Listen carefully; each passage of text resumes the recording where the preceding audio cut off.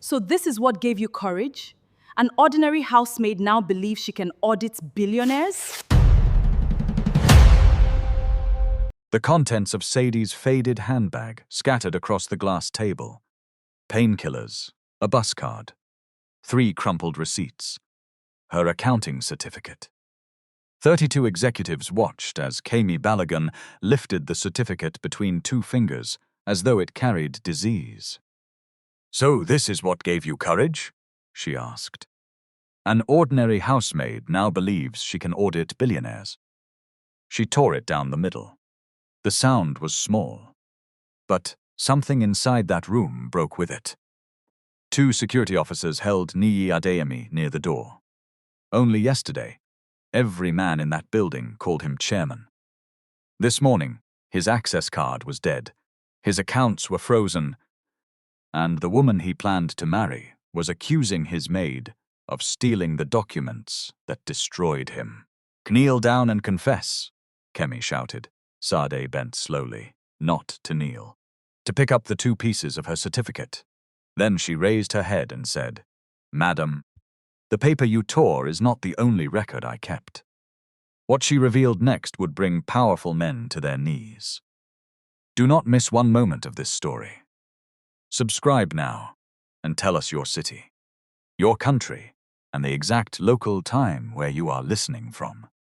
6 weeks earlier, at 5:20 on a wet Monday morning, Sade Okoro was already awake in the back quarters of Niyi Adeyemi's house in Ikoyi. The city had not fully opened its eyes. Rainwater still sat in the gutters outside the high walls, carrying leaves, nylon wrappers, and the smell of yesterday's traffic. Inside the compound, the security lights shone on polished stone and a row of imported palms that drank more water in 1 week than Sade used in her room in 1 month. She tied a mustard scarf around her hair, buttoned her cobalt blue uniform, and checked the small notebook she kept beneath her pillow. Eggs, 24. Fresh fish, 6. Cooking gas, 1 cylinder delivered. Diesel reading, 4,812 liters. Sade wrote everything down. Not because anybody had asked her to. Nobody in that house asked the maid what she noticed. They asked whether the floor was shining, whether the towels had been folded, whether the soup had enough salt, whether the wine glasses had fingerprints. But Sade had learned that money entered a rich man's house through the front gate and escaped through very small holes. A forgotten receipt, a double delivery. A contractor who collected cash for work nobody saw. She had worked in the Adeyemi house for 6 years. Long enough to know that the generator coughed twice before it failed. Long enough to recognize Kemi's footsteps from the sharp tap of her heels. Long enough to know that Niyi preferred his coffee, without sugar when he had slept well, and with 2 cubes when he had spent the night arguing with somebody on the phone. That morning, he wanted 2 cubes. He entered the breakfast room at 6:43, wearing a burgundy suit that looked too expensive to wrinkle. His eyes were on the tablet in his hand. "Good morning, sir," Sade said. Morning. He did not look up. She placed the coffee beside him. "Sir, the generator people brought 1 paper yesterday. I wanted to ask. Give it to Kemi. It is about the diesel, sir. Kemi handles the house accounts." His thumb continued, moving across the screen. That was all. Sade stood there for 1 second longer than she normally would. Then she lowered her eyes and stepped back. Niyi was not a cruel man. That was the sentence people used whenever they wanted to excuse him. He did not insult staff. He did not slap drivers. He paid salaries on the 25th of every month, even when the 25th fell on a Sunday. At Christmas, he gave everybody a bag of rice and an envelope. So people called him kind. But kindness that never looked up could miss many things. At 7:05, Kemi came down the stairs in a scarlet dress, speaking into her phone. "No, move the interview to 11. I cannot sit under those studio lights by 9. Do they think my face is government property? She ended the call and stopped when she saw Sade near the dining table. Why are you standing like a traffic sign? Good morning, Ma. Did I ask for greeting? My green tea. It is coming, Ma. Coming from where? Abuja. Sade went to the kitchen. The kettle had already boiled. She poured the water, counted 3 minutes, because Kemi complained if the tea tasted bitter, then carried the cup back with the invoice folded under the saucer. Kemi took one sip and squeezed her face. What is this paper? The diesel invoice, Ma. It says 14,800 liters were delivered yesterday. So, the main tank cannot take up to that, even when it is empty. Kemi stared at her, not surprised, annoyed. Are you now measuring tanks? No, Ma. I only thought perhaps they wrote the wrong figure. Then perhaps you should think about your mop and leave figures for people who went to proper schools. Sade's fingers tightened around the tray. I am attending accounting classes, Ma. Kemi laughed once. A clean, dry sound. Accounting classes. She looked towards Niyi. Baby, have you heard? Our maid wants to become finance minister. Niyi glanced up, gave a distracted smile, then returned to his tablet. Kemi folded the invoice twice and pushed it into her handbag. Next time you see paper, carry it to the person who signed your employment letter. Do not carry your village curiosity into my morning. Sade said nothing. She had learned when silence protected her salary. By 8:10, Niyi and Kemi were gone. The gate closed behind the black SUV, and the house became what it always became after them. Quiet, cold, and full of work. Sade stripped the guest beds. She supervised the food delivery. She called the plumber who had promised to come 3 times. She counted the bottled water in the store because 2 cartons had disappeared the previous week. At 12:17, the diesel supplier returned with another paper for signature. The driver was a thin man, with dust in the lines of his forehead. He stood near the service entrance while Say read the delivery note. 14,800 again? She asked. He shrugged. Now wet in office print be that, sister. But you did not bring tanker today. No B delivery note for today. Nah, acknowledgement.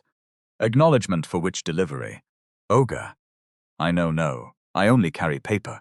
He tapped the line where Kemi's signature was required. Abeg, help me. I still get 3 places to go. Sade did not sign. She was not authorized. She called Kemi. The first call rang out. The second was rejected. On the third, Kemi answered. What? Ma, the diesel man is here with another paper. Sign it. I am not authorized, Ma. Then write received by house staff. Must every spoon in that house become a board meeting?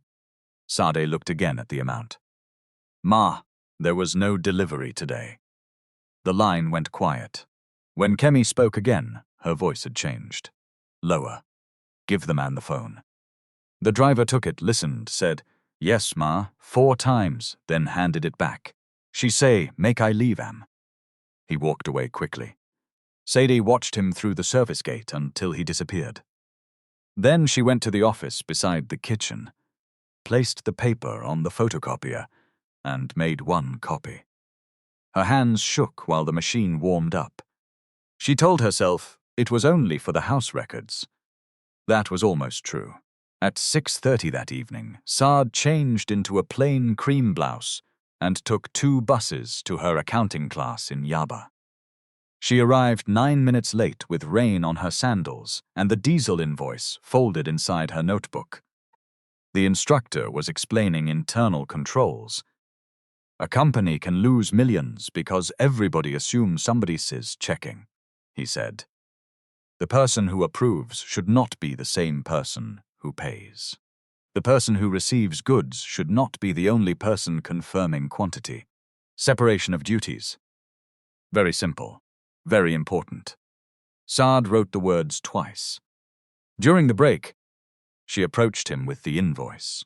Sir, can a company pay for more diesel than the tank can carry?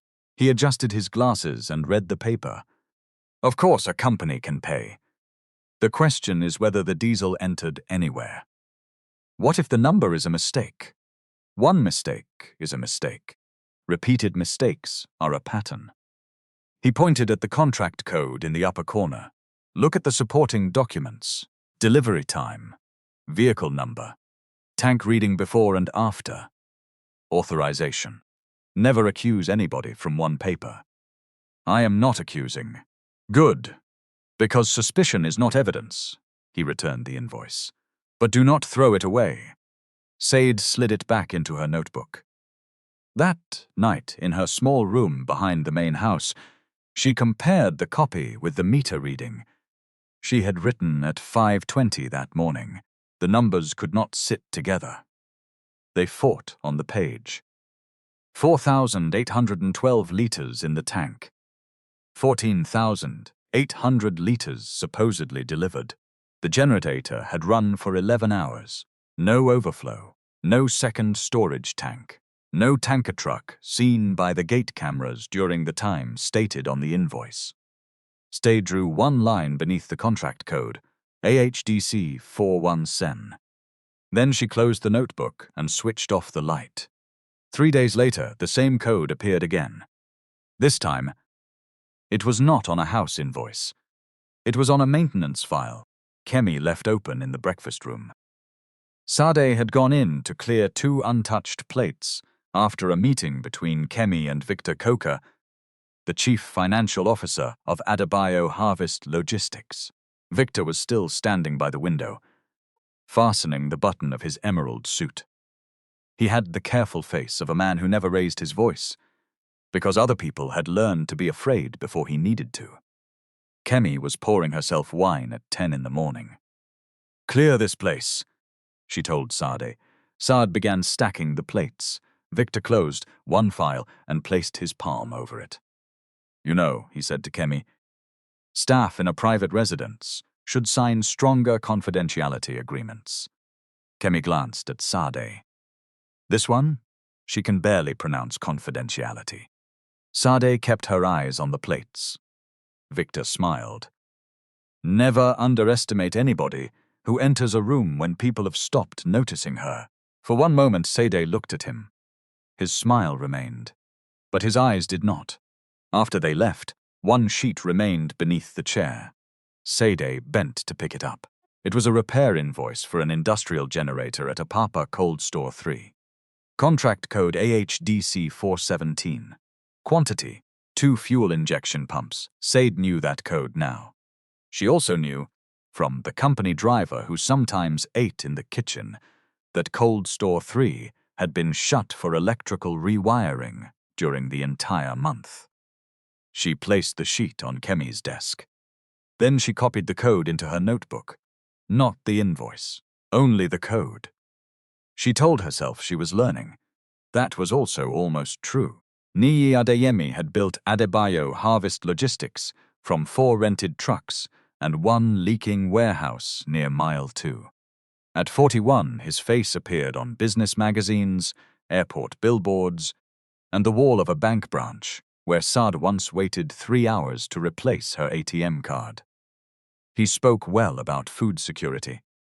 He could explain how tomatoes spoiled between Kaduna and Lagos, how farmers lost money because produce sat in the sun, how one reliable cold chain could lower waste and stabilize prices. He knew the cost of a refrigerated trailer down to the last dollar. But he did not know how much Sade paid for her evening classes. He did not know Kemi had refused her request to leave early for an examination. He did not know the staff toilet behind the kitchen had not flushed properly for 19 days. Great men often knew the nation from the top. The bottom remained blurry. On the following Tuesday, Niyi held a private dinner for 3 bankers and 2 members of his board. Sade served pepper soup while Victor explained a new financing arrangement. The expansion is moving faster than the present facility, Victor said. We need to consolidate the debt and secure another 18-month window. One banker tapped a thick bundle of papers. The covenants are standard for a company of this size. Niyi turned to Victor. You have reviewed everything? Line by line. The pledge provisions? Covered. The board appointment triggers. Only in the event of material default. We are not going to default. Niyi signed the first page, then the fifth, then the last. 117 pages sat between those signatures. Sade entered with a fresh bottle of water just as he capped his pen. Victor gathered the papers too quickly. One appendix slipped to the floor. Sade bent to pick it. Leave it, Victor said. His voice was not loud. Still, everybody stopped speaking. Sade straightened. Sorry, sir. Victor collected the appendix himself. After the bankers left, Niyi loosened his tie and leaned back. That is done. Victor poured 2 fingers of whiskey. One more step towards dominating the region. Kemi raised her glass. To bigger things. Sade stood at the sideboard holding a tray of empty cups. She looked at the thick agreement, then at Niyi. He had signed faster than she signed the attendance sheet in class. The next week brought small things, small enough to ignore. A supplier called twice asking why an invoice had been paid into a different account. A warehouse supervisor waited outside Niyi's office for 40 minutes, then left without seeing him. Der Nwasu, the company's longest-serving driver, came to the house with a brown envelope and asked Sade whether Oga was around. He has gone to Abuja, sir. Der looked tired. His uniform shirt had faded at the shoulders. When will he return? Tomorrow night. Der held out the envelope. Please, give him this one by hand. No put 'em for Madam Kemi table. Sade hesitated. What is inside? My pension statement. His mouth pulled to one side. They remove money every month. But some months no enter. Have you gone to accounts? Accounts say make I write letter. I write. Dem say make I wait. I wait. Now Dem say the officer handling it has resigned. He pressed the envelope into her hand. My sister, I have worked there 18 years. If company can forget my old age, wetin remain. Sade placed the envelope beneath Niyi's personal mail. The next morning it was gone. She asked Kemi. What envelope? The one for Mr. Niyi, from Der. Kemi did not lift her eyes from her phone. I sent all company matters to Victor's office. He said it was personal. Are you now sorting the chairman's priorities? No, ma. Then face the work that matches your salary. 2 days later, Der called Sade. Did Oga see my letter? She looked through the kitchen window at Niyi, who was laughing beside the pool during a television interview. I am not sure, sir. Der breathed into the phone. Okay, I am managing. The words stayed with her. People in Lagos said they were managing when the rent was late, when their bodies hurt, when the money deducted for tomorrow had disappeared today. Managing could hide an entire fire. On Thursday evening, Kemi hosted Victor in the private dining room again. Sade served grilled fish and jollof rice, then withdrew to the pantry. The door did not close fully. You are certain the board will act? Kemi asked. They will act when the banks act. And the banks? They will act when the payment misses the account. A fork touched porcelain. Kemi lowered her voice. Niyi trusts you. Niyi trusts anybody who saves him from reading. Victor said it without laughter. Sade stood behind the pantry door, one hand on a tray. Her mouth had gone dry. Kemi spoke again. What about the house records? Destroy anything carrying the old contract codes. Especially diesel and maintenance. Why would house records matter? Because people who steal from companies do not begin with billions. They test the doors with smaller amounts. The chair scraped back. Sade moved away before they came out. 5 minutes later, Kemi entered the kitchen, carrying a black refuse bag filled with paper. Put this in the shredder. Sade looked inside. Invoices, delivery notes, photocopies of maintenance requests. Everything, ma. Did I say choose your favorite? No, ma, and clean the machine after. I do not want paper dust all over the floor. Sade fed the sheets into the shredder 3 at a time. The machine chewed slowly. Numbers vanished between metal teeth. AHDC 417 appeared on one receipt, then another, then a third. Sade's chest tightened. She looked towards the door. Nobody.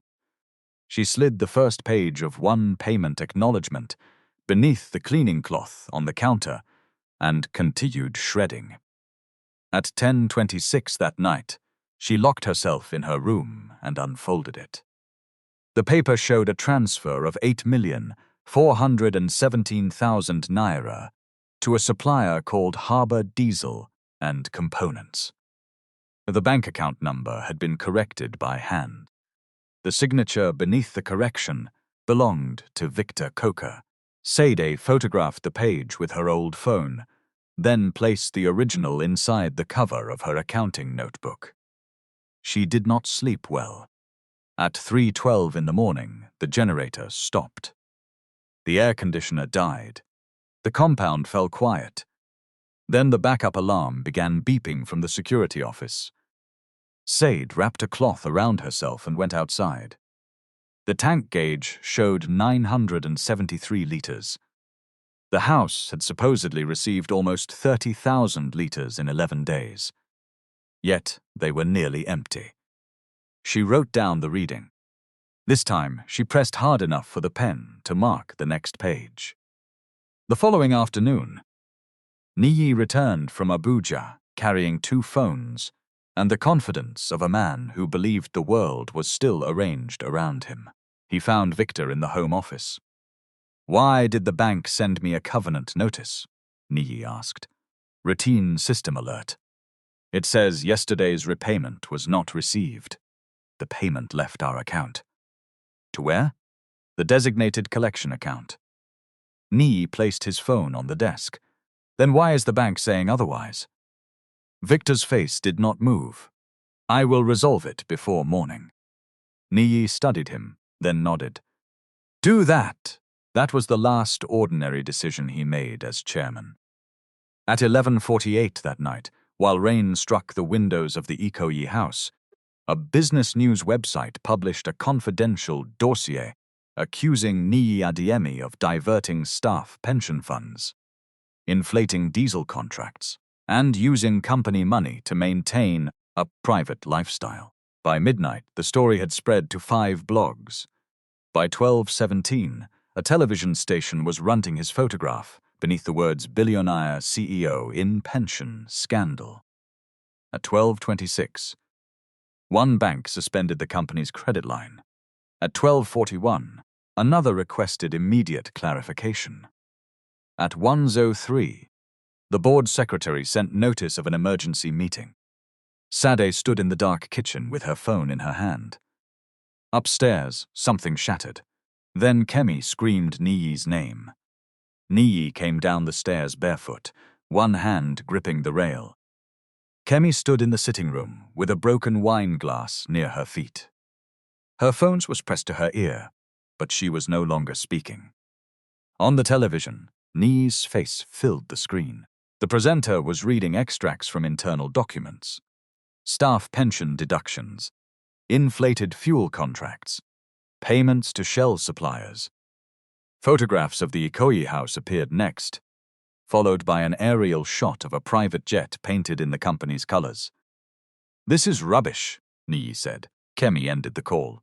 "Is it?" He looked at her. "What does that mean?" "It means I have asked you for months what Victor was doing with the books. You asked me?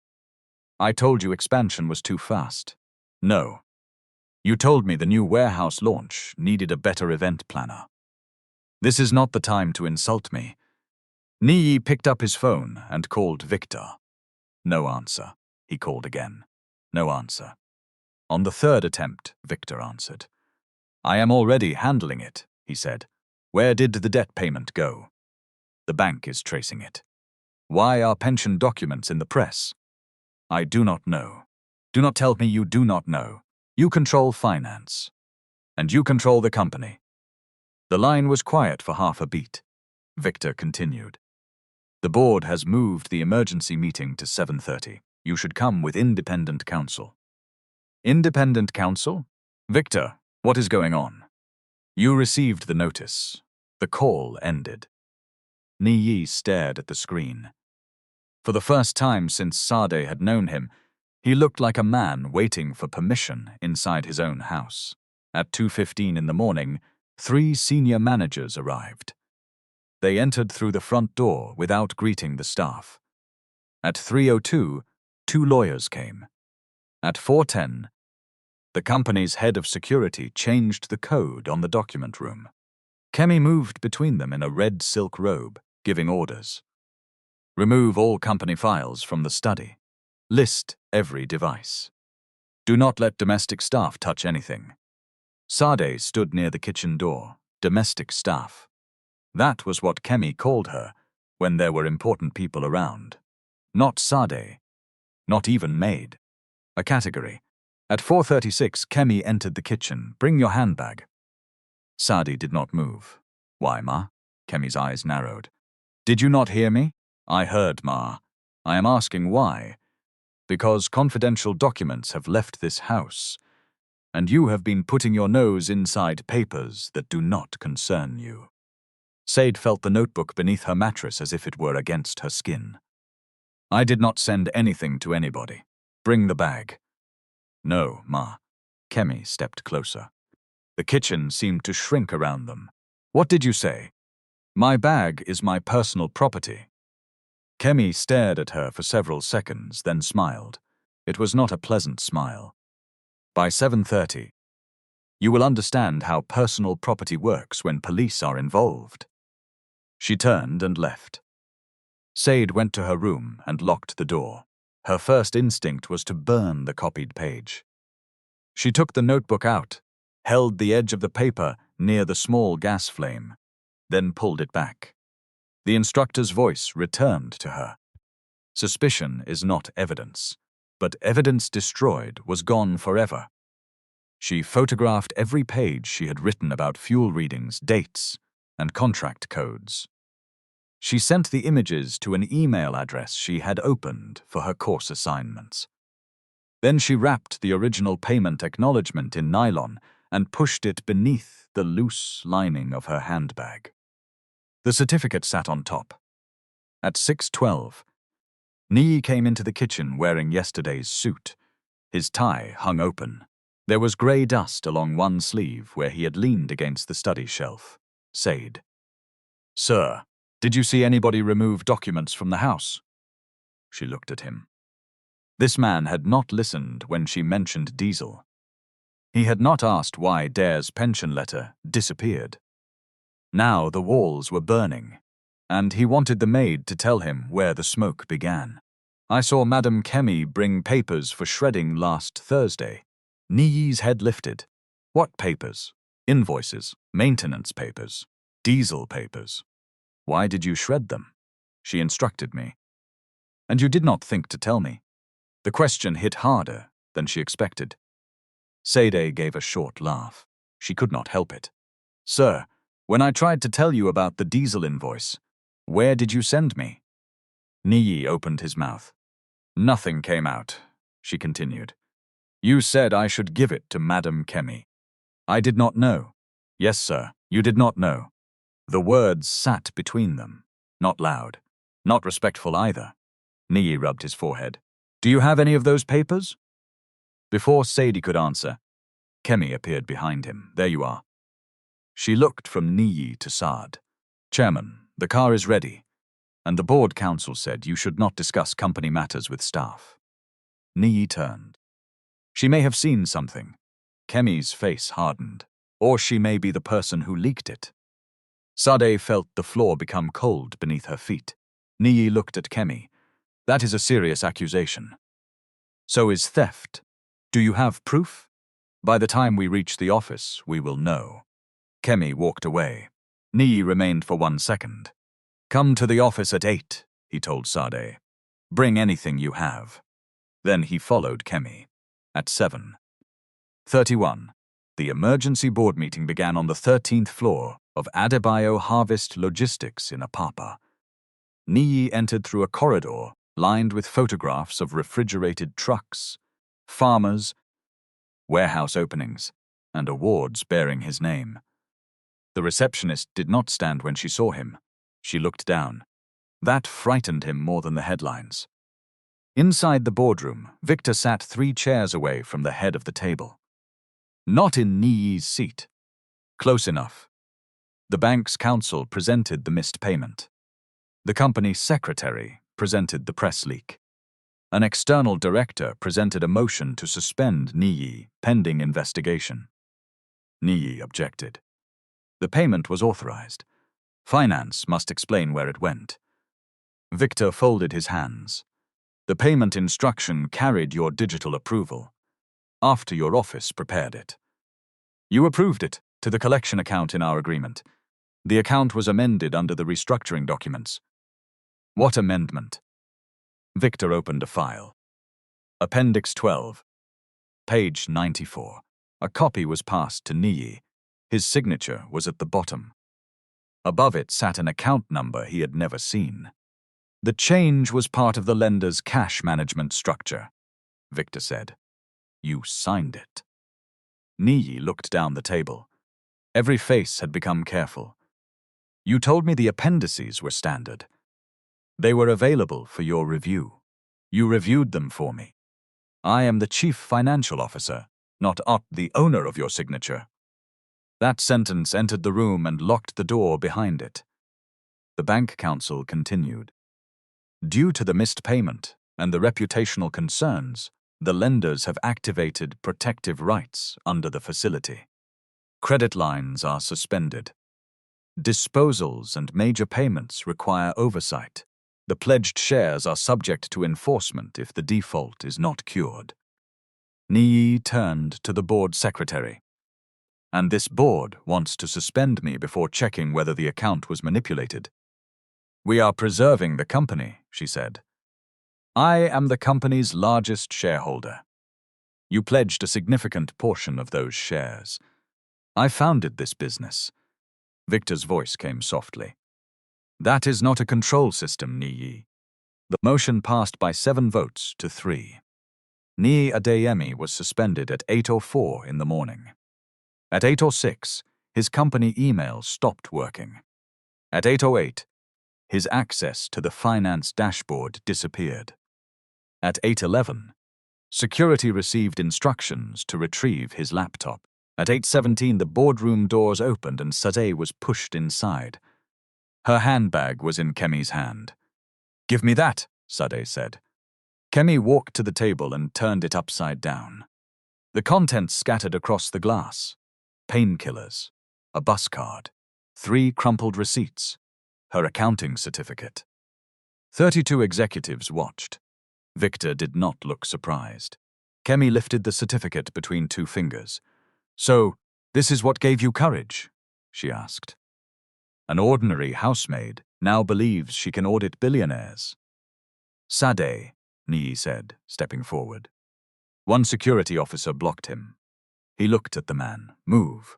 The officer swallowed. Sir, I have instruction. I said move. Your access has been suspended, sir. Niyi stared at him.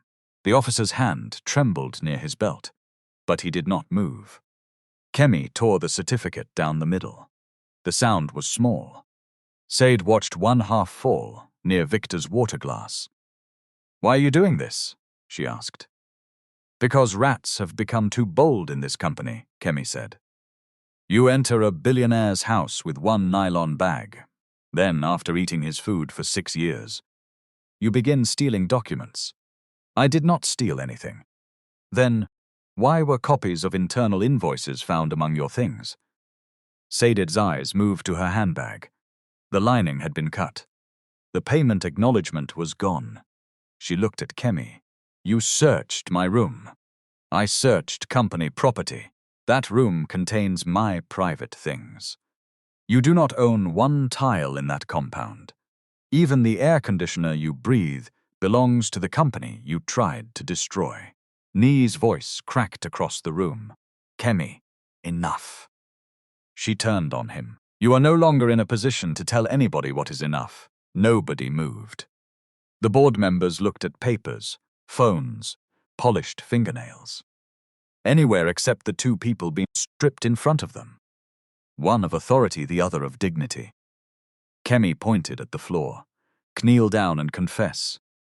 Sade's face became still. Confess what? That you copied confidential documents and gave them to the press. I did not. Do not lie with that poor person innocence. People like you see one small chance to collect money, and suddenly loyalty becomes hunger. Saz bent, slowly. A murmur moved through the room. She did not kneel. She picked up the two pieces of her certificate. Then she raised her head. Madam, the paper you tore is not the only record I kept. For the first time, Victor shifted in his chair.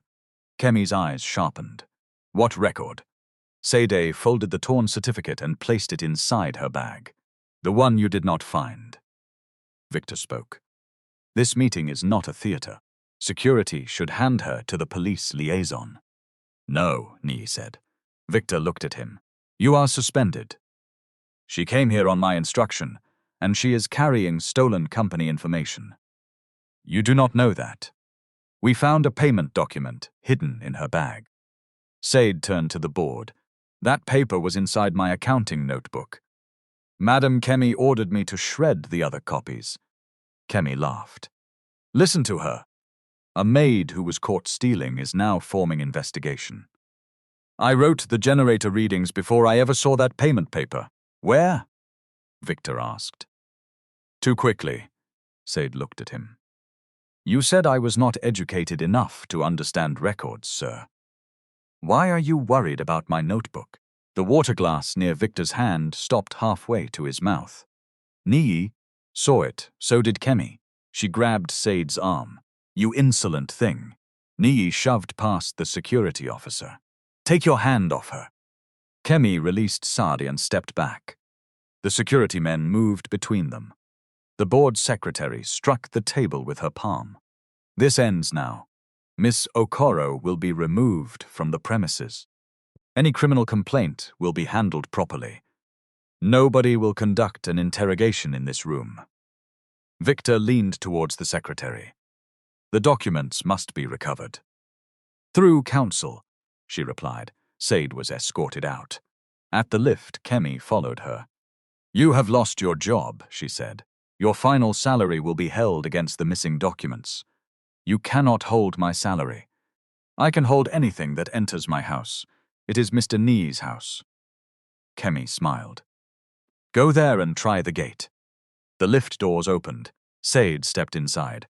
Kemi leaned close before the doors closed. People who do not know their level always learn it with pain. At 9:22, Sade stood outside the building with her handbag pressed beneath her arm. Rain had begun again. She had no umbrella. Her uniform clung to her back as she walked towards the bus stop, carrying two pieces of a certificate she had saved for 11 months to earn. Behind her, Adebayo Harvest Logistics continued collapsing. By 10 o'clock, suppliers had stopped releasing goods on credit. By 11, drivers were told to park company vehicles. At 12:40, 3 cold stores reduced operations because diesel vendors demanded cash before delivery. At 1:15, workers gathered outside payroll asking whether salaries would come. At 2:03, the board appointed Victor acting chief executive for an initial period of 30 days. He accepted with a solemn face. Kemi stood beside him during the press statement. She wore the same scarlet dress from the boardroom. I am shocked by what has happened, she told cameras. I believed in Niyi. I trusted him. I also want the truth. Niyi watched the interview from a small conference room, while 2 lawyers argued over his phone. He called Kemi. She rejected the call. He called the house manager. No answer. He called his bank relationship officer. Sir, your personal account has not been confiscated, the officer explained. However, the available balance is subject to a lien connected to the facility guarantees. We are reviewing what can be released. How much can I access now? A pause. 7,240 naira. Niyi almost laughed. The watch on his wrist had cost more than the annual salary of some workers. But the watch could not pay a driver through a banking app. At 3:10, security collected his company laptop. At 3:18, his assistant sent a message from a private number. I am sorry, sir. They told us not to contact you. At 3:26, he walked out through the front doors. No car waited. Dare stood across the road beside an old company pickup. Oga, Niyi's stopped. Dare opened the passenger door. Enter before these camera people see you. Niyi got in. They drove less than 4 kilometers before Dare's phone rang. He listened, said nothing, then pulled to the side of the road. What is it? Niyi asked. They say make I park the vehicle and submit key. Who said?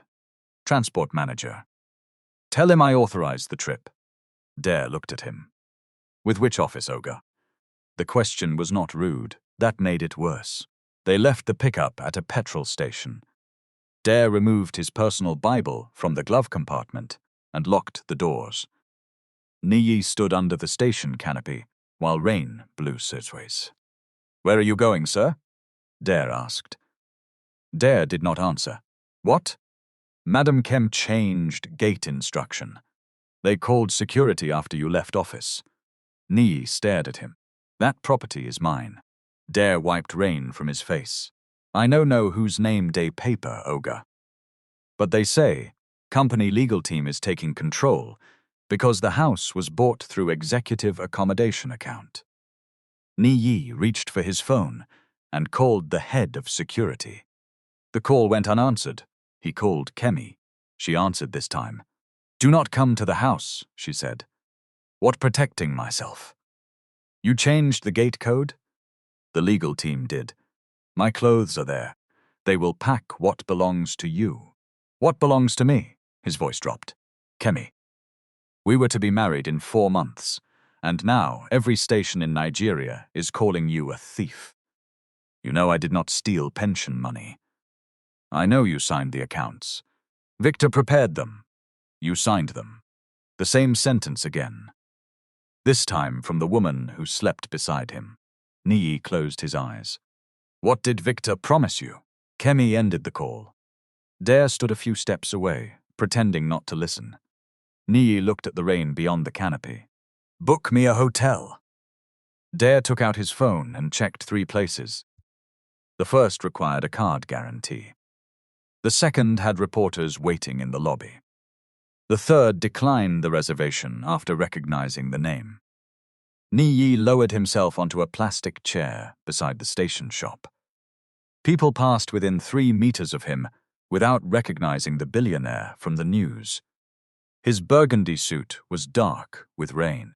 His shirt collar had collapsed. The silver watch remained bright on his wrist. Ridiculous now. Dare called Sade. She answered after the 5th ring. My sister. Hope no problem? He asked. There is problem, sir. I know. Where are you? At my aunt's room in Ajagunle. Dare looked at Niyi. Can Oga come there for tonight? Silence. Then Sade asked, Which Oga? Dare almost smiled. Another silence. Longer. Why? He has nowhere to go. Sade looked around the 1-room apartment where she was sitting. 1 mattress, 1 plastic table. A metal rack with cooking pots. Her aunt was away caring for a relative in Badagry, but the room was still hardly enough for 1 person. She looked at the 2 pieces of her certificate on the table. Bring him, she said. Dare and Niyi reached Ajagunle at 7:46 that evening. The rain had softened to a dirty mist. Children played around puddles in the lane while generators barked behind zinc fences. Niyi stepped over an open gutter and nearly lost 1 shoe. Sade watched from the doorway. He looked smaller, without gates around him. Dare handed her a nylon bag containing bread, sardines, and bottled water. I will come morning, he said. Then he faced Niyi. Oga, manage. The word returned. Niyi entered the room. His eyes moved over the mattress, the single chair, the old fan, and the small gas burner near the window. "Sit," Sade said. He looked at the chair. "That one is for my aunt. Sit on the mattress."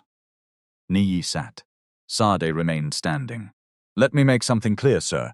I did not bring you here because you are a billionaire. I understand." "No. You do not understand yet. I brought you because leaving a human being outside in this rain is not right. You can stay tonight. Tomorrow, we find another place." Niyi nodded. "You will not command me here. You will not call me my girl. And if you want water, the bucket is there. I have never called you my girl. You have called me that girl many times." He looked down. Sade opened the bread. For several minutes, they ate without speaking. The power went off at 8:12. The fan blades slowed and stopped. Niyi looked towards the ceiling. "Does it stay off long?" Sade tore a piece of bread. "Sometimes 2 hours, sometimes 2 days. Your landlord has no generator? He has one. We contribute for fuel." "How much?" "Depends on the week." Niyi took out his phone, then remembered the 7,000 naira. He placed it face down. On the plastic table lay 3 accounting textbooks, a ruler, 2 sharpened pencils, and an examination timetable. Beside them were 6 letters. Niyi picked up the top one. "Request to close at 4:30 p.m. for professional examination."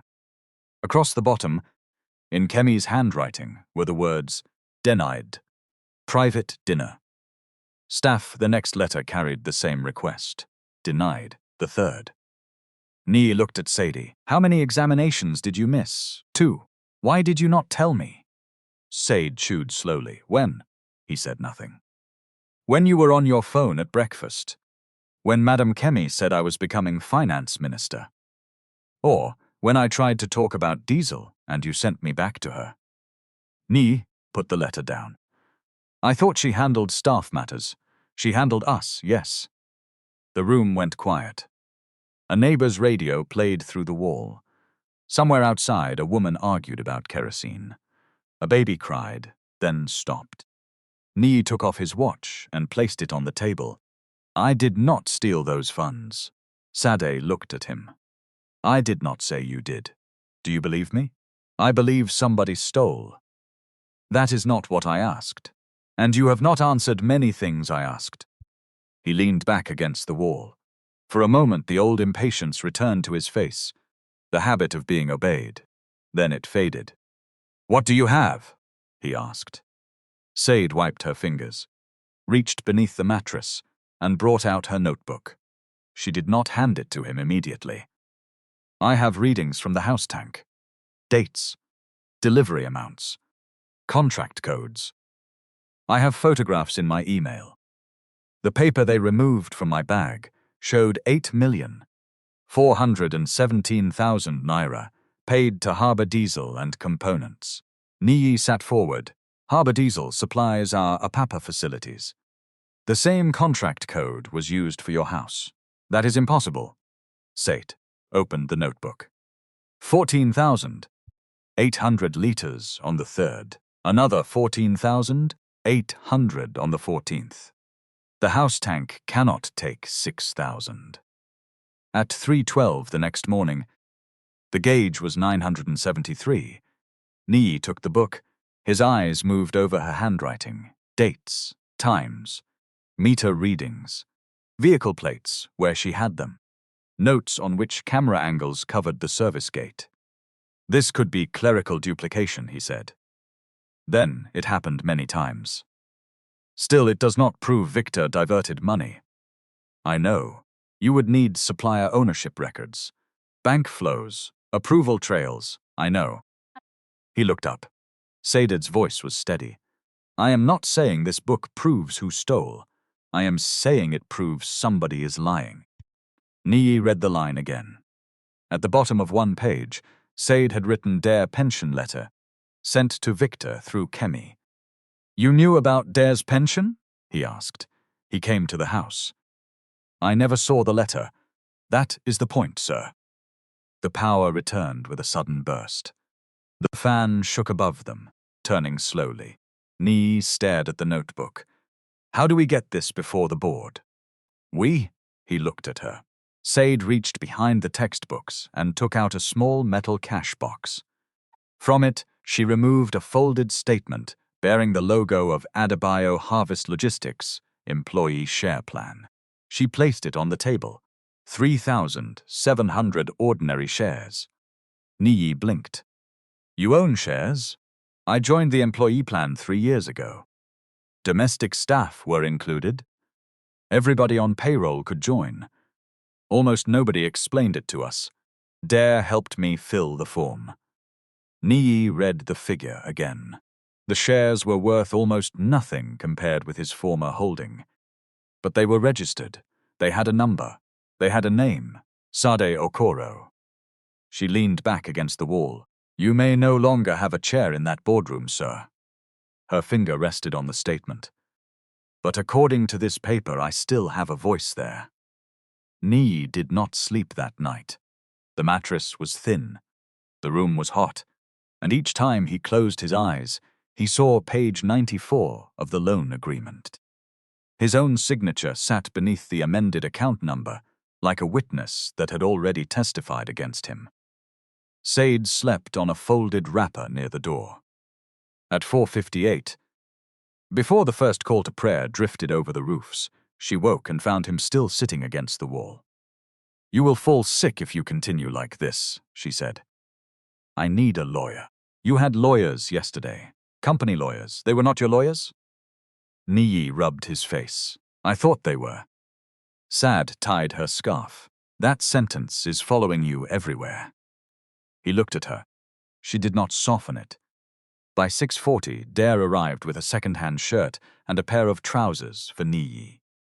The shirt was pale blue, one size too large. Niyi held it in front of himself. Whose is this? My brother Own, Dare said. He travel. Niyi looked at the frayed cuff. I will return it. Return company first. Dare said it without a smile. Sade covered her mouth. But a small sound escaped. Niyi stared at both of them, then surprised himself by laughing. It lasted only 2 seconds. Still, the room changed. Sade prepared tea in an aluminium pot. While the water warmed, she searched the photographs in her email and enlarged the payment acknowledgement. At the bottom, beneath Victor's signature, there was a small reference line she had not noticed before. Compliance review. TG09. TG, she said. Niyi looked over her shoulder. What? This reference. I saw TG on another paper where the generator invoice that fell under the chair. Niyi took the phone. Could be an officer's initials. I remember a name from one audit note. Tola George. His face changed. Tola. You know her? She worked in compliance. Worked? Victor said she breached confidentiality. She was dismissed last year. Did you speak to her? I approved the dismissal. Sade turned from the stove. After hearing her, Niyi looked at the phone. No, the tea boiled over. Sade lifted the pot quickly, but neither of them spoke for a while. Dare found Tola's old number in a driver's WhatsApp group. The first call did not connect. The second rang until voicemail. On the third attempt, a woman answered. Who is this? My name is Sade Okoro. I worked. In Mr. Adeyemi's house. The line went quiet. How did you get my number? Mr. Dare Nwosu. I have a paper with your initials. It concerns Harbour Diesel and Components. Tola did not speak for 6 seconds. Then she said, Do not discuss that on the phone. They met at 10:15 in a crowded buka near Costain, where the ceiling fan made more noise than wind. Tola George arrived carrying a laptop bag and wearing a dark headscarf. She did not greet Niyi. She sat opposite Sade. Show me what you have. Niyi leaned forward. Tola, before anything, I did not come for you. Her eyes stayed on Sade. Show me. Sade placed printouts of the photographs on the table. She had used 2,000 naira from her remaining money at a business center that morning. Tola read the payment acknowledgement, then the tank readings. Then the repeated contract codes. Her fingers stopped on AHDC 417. Where did you get this? Madam Kemi ordered me to shred a bag of documents. This first page was among them. You removed it? Yes. Did you alter it? No. Did you send it to the press? No. Who has the original? Kemi took it from my bag at the office. Tola sat back. That is bad. I have the photograph. A photograph helps, but the original helps more. Chain of custody matters. Niyi spoke. What did you find when you worked there? Tola turned to him at last. I found 6 suppliers with no real staff, no operational yards, and the same registration contact address. I found maintenance invoices raised on days when the cold stores were shut. I found approval limits split into smaller payments so they could pass below board review. Why did you not come to me? Tola's mouth tightened. I sent you 3 reports. I never saw them. You replied to one. Niyi frowned. I did not. Tola opened her laptop and found an email. She turned the screen. From Niyi Adeyemi, thank you. Victor has reviewed. Please close this issue and focus on priority matters. Niyi stared at it. My assistant may have sent that. Your name sent it, Tola replied. Your office closed it. Then Victor called me disloyal. 2 weeks later, security carried me out in front of people I trained. The waiter placed 3 plates of rice on the table. Nobody touched them. Tola continued. I kept copies of my reports and the emails because I knew one day they would say I imagined everything. But I could not prove where the money finally landed. The bank records were restricted. The vendors looked clean on paper. Sade tapped the invoice. What if the same contract code was used at Mr. Niyi's house? Tola looked at her. Then the false expenses may have been tested through the residence before they were expanded inside the company. Niyi's voice was low. Victor said exactly that. People who steal from companies test the doors with smaller amounts. Tola's eyes moved sharply to him. When did he say it? He told Kemi to destroy old contract records. Sade heard them. Niyi added. Tola looked between them. That is evidence of what was said, not automatic proof of the entire scheme. We need the supplier ownership records. We need bank flows. We need the loan instruction trail. Sade nodded. That is what he told me yesterday. Tola gave Niyi a cold look. At least he has started reading something. They contacted Barrister Bola Johnson through a labor rights organization Tola had used after her dismissal. Bola agreed to meet only after receiving a brief written summary. Not your feelings, she said on the phone. Facts, dates, documents. Separate what you saw from what somebody told you. Sade spent the afternoon writing. She wrote that on May 3, she saw an invoice for 14,800 liters at the Ikoyi residence. She wrote that the tank capacity was less than 6,000 liters. She wrote that on May 14, a driver brought an acknowledgement without a delivery. She wrote that she heard Victor instruct Kemi to destroy records carrying old contract codes. She wrote that Kemi brought a black bag of invoices to the kitchen shredder. She did not write that Victor stole money. Not yet. At 5:30, Bola met them in a narrow office above a pharmacy in Surulere. Her desk held no decoration except a clock that was 7 minutes fast. She read Sade's statement twice. Then she read Tola's emails. Then she asked Niyi for the loan agreement. I no longer have access to the company system, he said. Do you have your signed copy? It was in my study, which is now under company control. Yes. Did your personal lawyer review it before you signed? No. Did you read all 117 pages? Niyi looked at her. No. Bola removed her glasses. So the first thing we will not do is present you as an innocent child who was tricked by everybody. You are 41 years old. You controlled a company affecting thousands of livelihoods. You signed. Niyi's jaw tightened. Victor changed the payment route. Possibly. We will investigate. But your signature created room for the damage. Sade watched him. For one moment, she expected the old Niyi to rise. The one who ended conversations with a look. Instead, he nodded. I signed. Bola put her glasses back on. Good. Truth works better when we do not polish it. She turned to Sade. You are a registered shareholder. Sade handed her the statement. Bolo examined it. 3,700 shares. Is it too small? Sade asked. Small for control. Not necessarily small for standing. What transaction is the board planning? Niyi answered. Victor will likely sell one or more cold stores to raise cash and cure the default. To whom? I do not know. Then find out through lawful means.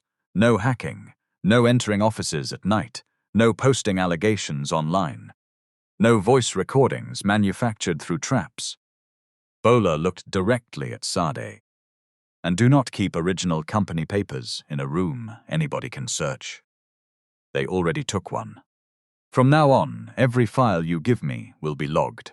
Where it came from. When you received it. Whether it was altered. Do you understand? Yes. Ma, good. A whistleblower who mishandles evidence can help the wrong person. Bola opened a new file and wrote Sade's name on the cover. The legal issue is not whether Mr. Adeyemi deserves his chair. The issue is whether directors are about to transfer company assets to related parties while hiding material information from shareholders. Keep those two matters separate. That sentence changed the shape of their fight. Niyi wanted his company back. Sade wanted the truth recorded. They were not the same thing. The next morning, Dare gathered 7 workers at a mechanic's yard near Apapa. They sat on old tires and plastic crates, while trucks groaned along the road. Some had worked for Adebayo Harvest Logistics, since the company owned only 4 vehicles. When Niyi arrived in the pale blue borrowed shirt, nobody stood. A warehouse worker folded his arms. So Chairman remembers road to our side. Niyi stopped 3 steps away. I came to listen. Now, another man asked, when air conditioner in boardroom has rejected you? Dare raised one hand. Make everybody talk one by one. The first worker showed a salary slip with pension deductions. The second showed a message from the pension administrator confirming missing remittances. The third had not received overtime for 3 months. A driver said he had reported faulty refrigeration seals, but the maintenance system marked the repairs completed. Produce later spoiled, and management blamed the drivers. Niyi took notes on the back of an old invoice. At one point, the warehouse worker laughed. See him writing now. When Tola wrote, did you read? Niyi stopped. No. The men went quiet. He continued. I did not read her reports. I signed documents I had not fully reviewed. I allowed too much control to sit in one office. And I did not verify whether deductions taken from your salaries reached your pension accounts. The warehouse worker narrowed his eyes. So, because you confess, we should clap? No. What do you want from us? Records, statements, anything showing what was deducted and what was not remitted. And when you return, you will sack everybody who spoke. No. You are saying no because you need us. Niyi looked at Bola, who stood near the gate. Then he looked at Sade. What would make the promise worth anything? He asked. Sade answered. Write it.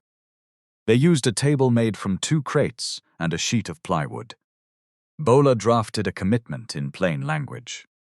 If control returned to Niyi or any board supported by him, unpaid salaries and pension obligations would be prioritized before restoration of his personal benefits. Workers who provided information in good faith would be protected from retaliation. An independent audit would examine pension deductions, maintenance contracts, and supplier relationships. A worker representative would sit on the oversight committee. Niyi signed. Dare signed as witness. Then Sade signed. The others did not cheer. One by one, they brought out papers. That was better. Over the next 9 days, the evidence grew. Not dramatically, slowly. A pension statement from one driver. A fuel request signed on a day the truck was in a repair yard.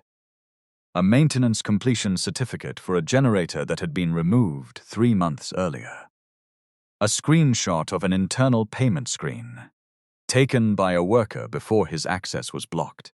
Tola arranged the documents by vendor and date. Sade created a simple table in her accounting notebook. Bola sent formal preservation notices to the company, the banks, and the external auditors. Niyi called former board allies. Most did not answer. One said, "My brother, you know I respect you, but I cannot be seen inside this matter." Another asked him to wait until the investigation cleared his name. A third offered prayers. Prayer was cheap when reputation became expensive. On the 10th day, a notice appeared on the company website. An extraordinary general meeting would be held at a conference center in Victoria Island. Shareholders would vote on an emergency restructuring plan, including the sale of 3 cold storage facilities to Harbour Crest Assets Limited. Tola read the notice twice. Harbour Crest, she said. That name appeared in one of the supplier registration searches. Can we connect it to Victor? Sade asked. Not yet. Bola tapped the proposed sale price.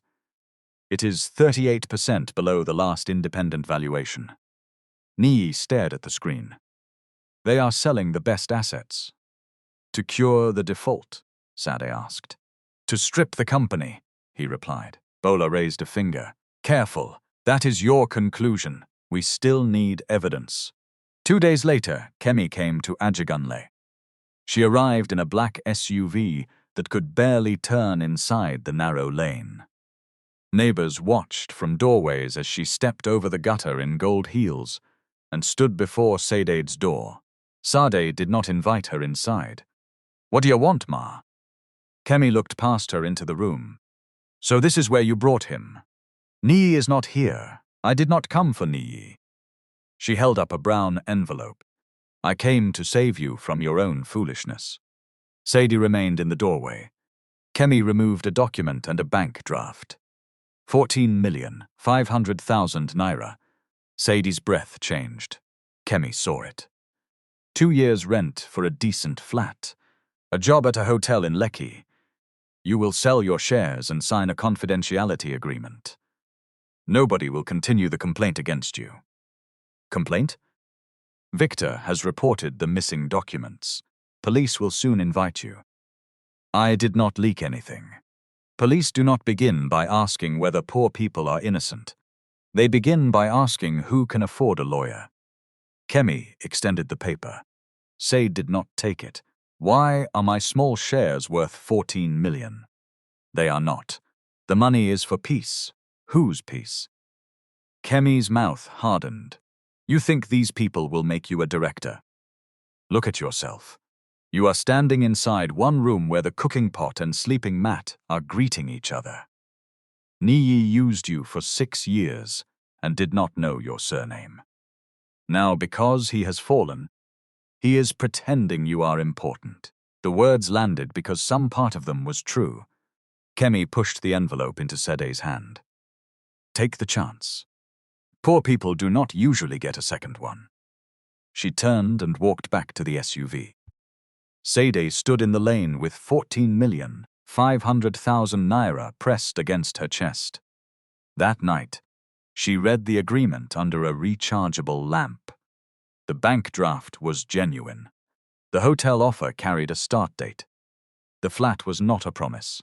It had an address, a landlord's name, and proof of advance payment. Sade calculated what the money could do.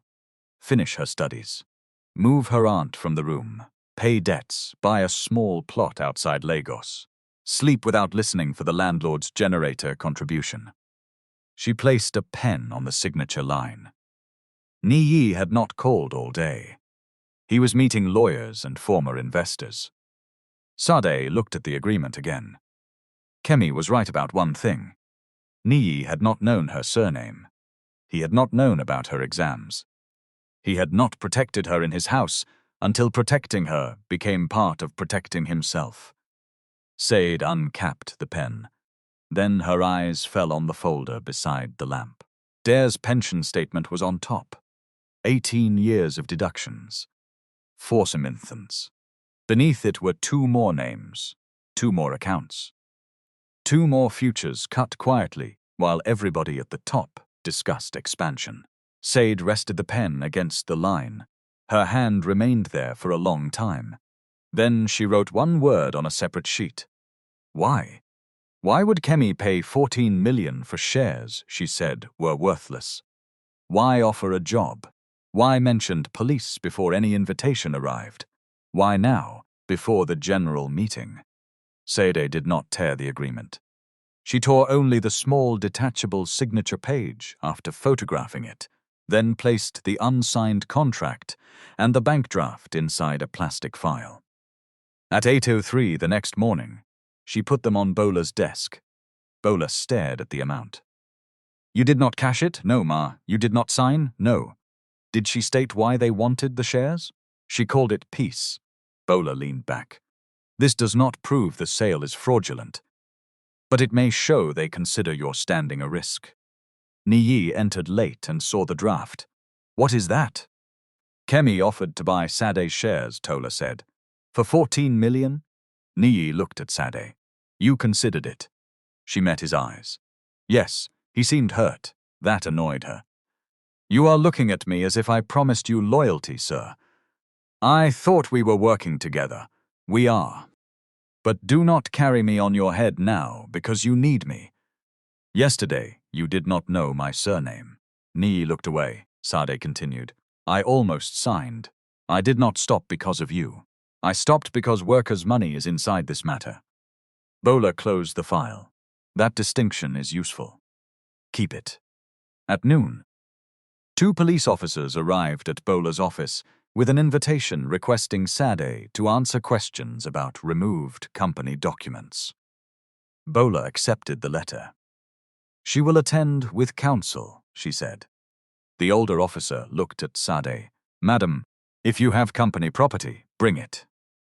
I have copies of records connected to my statement, Sade replied. Who taught you that answer? Bola stepped between them. Her lawyer. After they left, Sade sat down slowly. Her palms were wet. Niyi began to speak, but she raised one hand. Do not tell me nothing will happen. He stopped. You cannot promise that. No, he said, I cannot. Bola opened the draft affidavit. This is where courage becomes less attractive. You will have to put your name on the application. The company may sue you. Your employment history may be affected. If the court finds no basis, costs may be awarded. Sade looked at the papers. Can Niyi stand instead? He can support. But his access to the shareholder register is disputed. Many of his shares are pledged, and the board will frame his case as a fight for control. You are a registered minority shareholder who received an unusual offer to sell immediately before a related-looking asset transaction. Your position is cleaner. Cleaner, Sade repeated. The word almost made her laugh. What exactly are we asking the court? Not to declare Victor guilty, not to return Niyi as chairman. We ask for temporary protection. To stop the asset transfer until shareholders receive proper disclosure and an independent review can examine related party concerns. How long? Initially, perhaps days, maybe less. Emergency orders are narrow, and if we fail, the vote may proceed, the assets may move, recovering them later becomes harder. Sade read the first page. Applicant, Sade Okoro. Her name looked exposed in black ink. She remembered Kemi tearing the certificate. Victor asking where the notebook was. The police officer looking at her as though guilt could be priced from clothing. She also remembered the tank gauge at 3:12 in the morning. 973 liters. The number had not shouted, it had simply refused to lie. Sade picked up the pen. Where do I sign? Bola pointed. Sade signed once, then again before the commissioner for oaths. By 4:27 that afternoon, an emergency application was filed at the Federal High Court in Lagos. The supporting bundle contained Sade's shareholder statement, her sworn account, Tola's compliance emails, workers' pension records, the proposed sale notice, and Kemi's unsigned purchase offer. The court did not decide who had stolen anything. It did not restore Niyi. It did not freeze Victor's personal assets.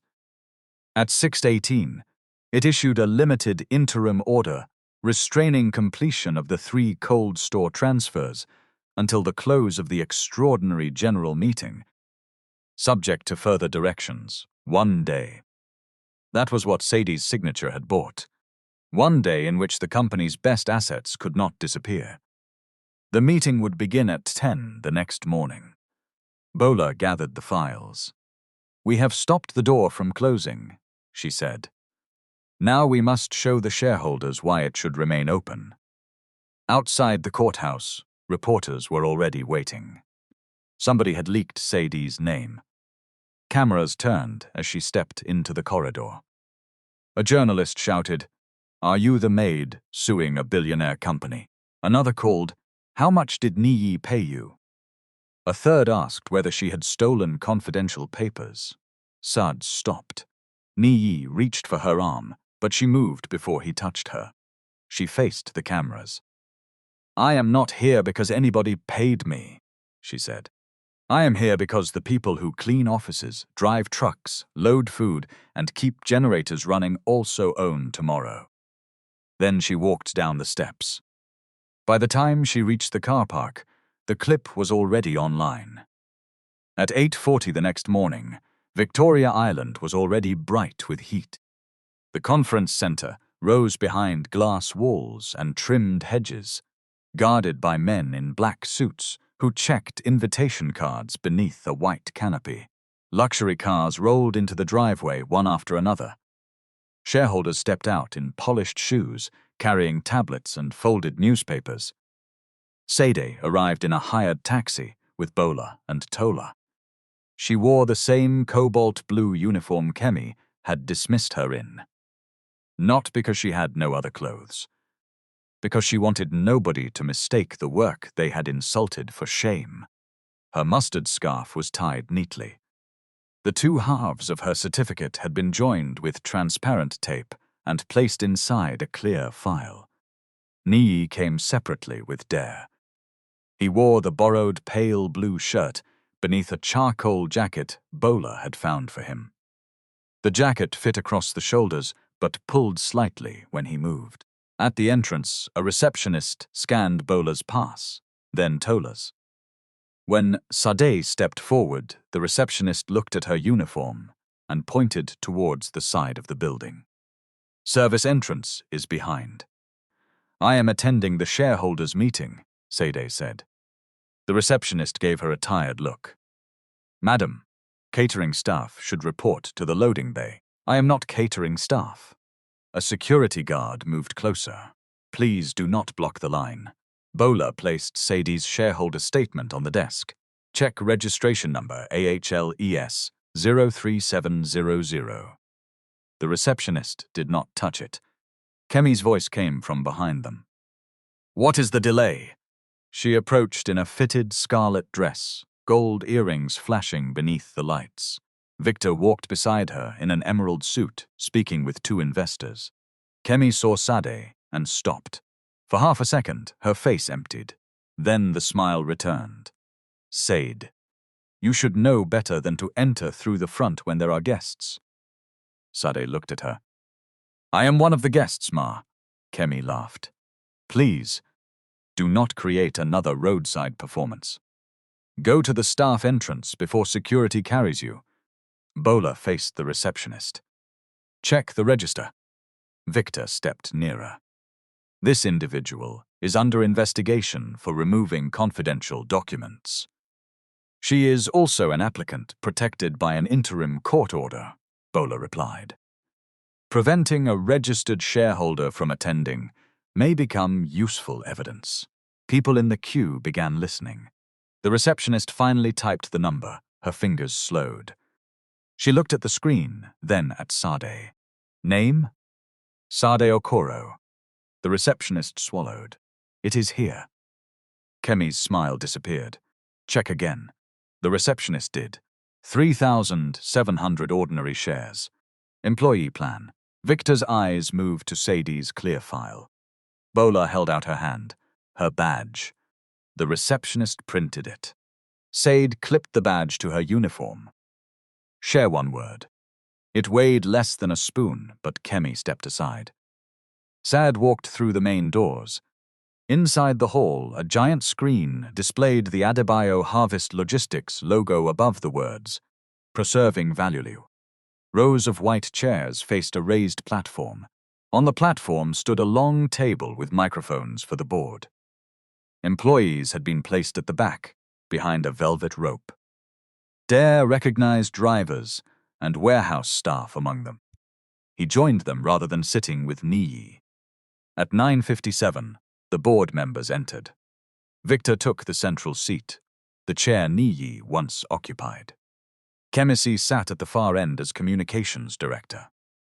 She arranged her papers with controlled movements, but her thumb kept rubbing the edge of one page.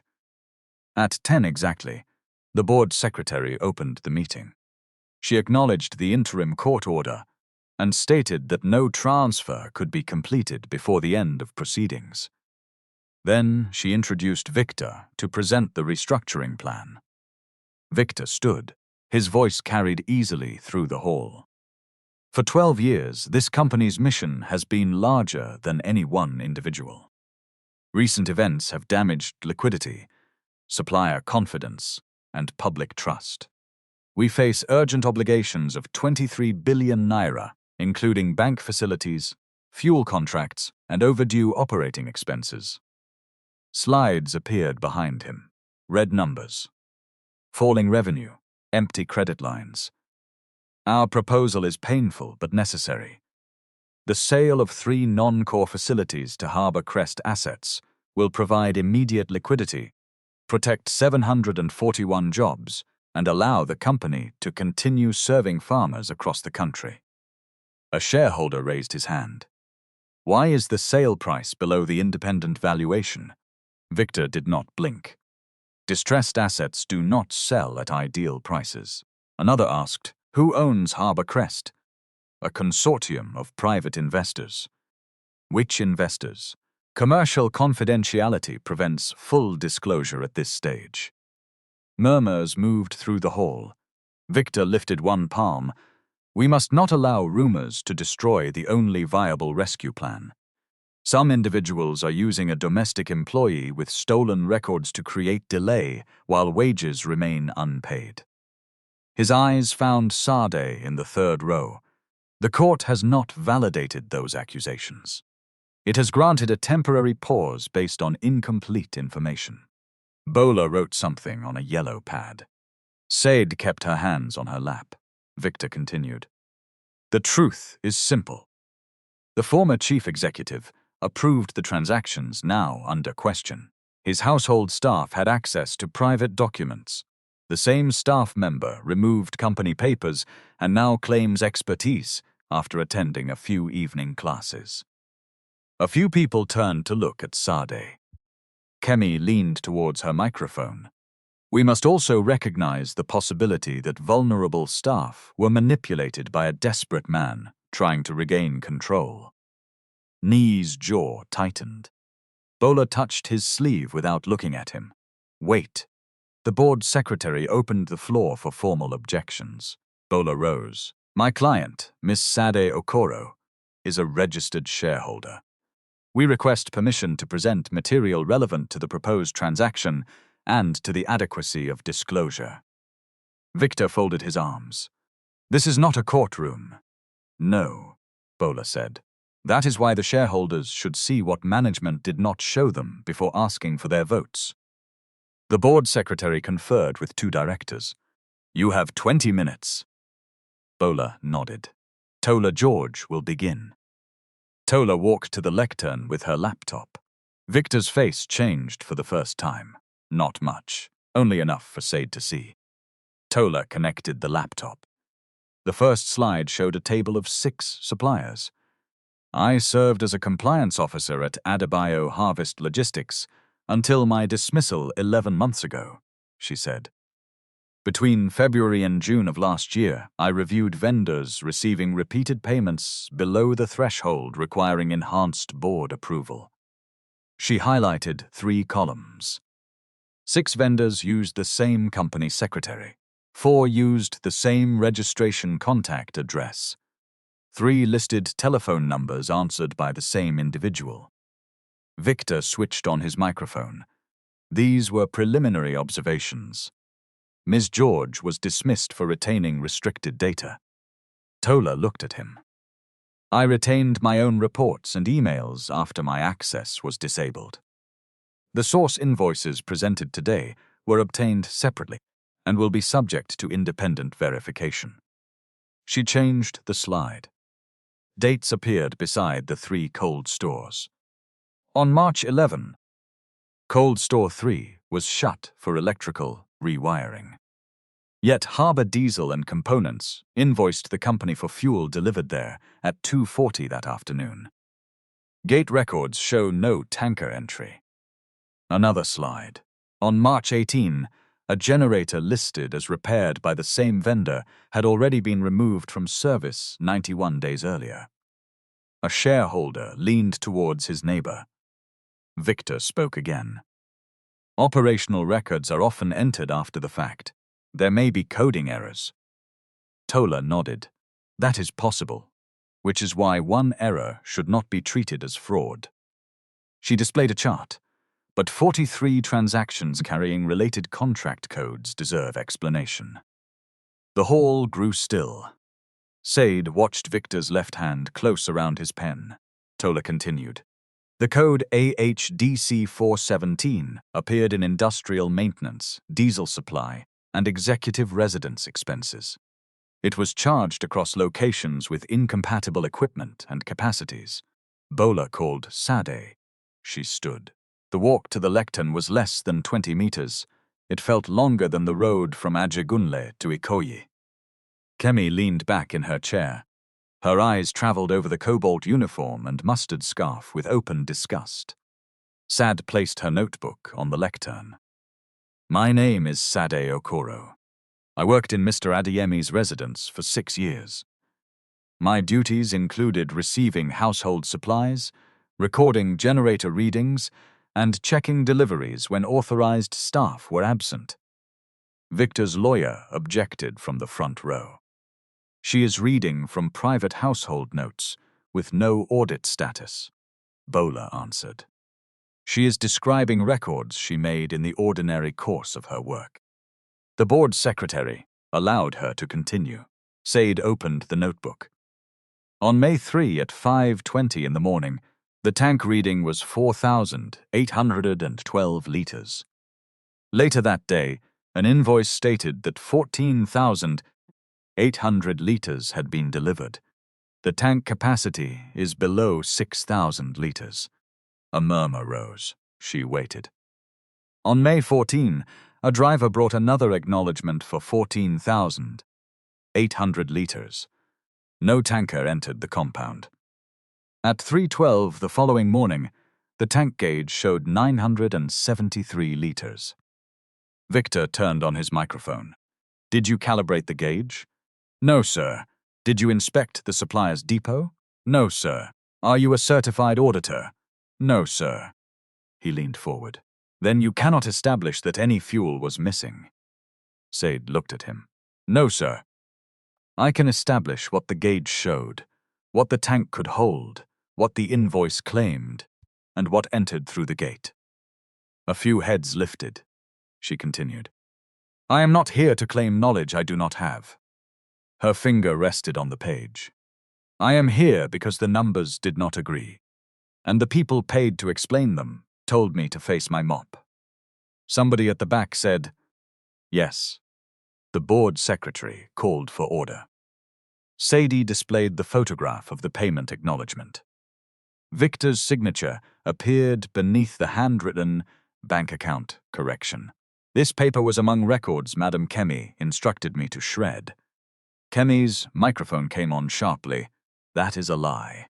Sade looked towards the platform. You brought the black bag into the kitchen on May 19 at 9:51 in the evening. I brought outdated household papers for disposal. You said everything should enter the shredder. Because you were employed to clean, not to build secret files against the people feeding you. A low sound moved through the employees at the back. Kemi saw them and raised her voice. You people should not be deceived.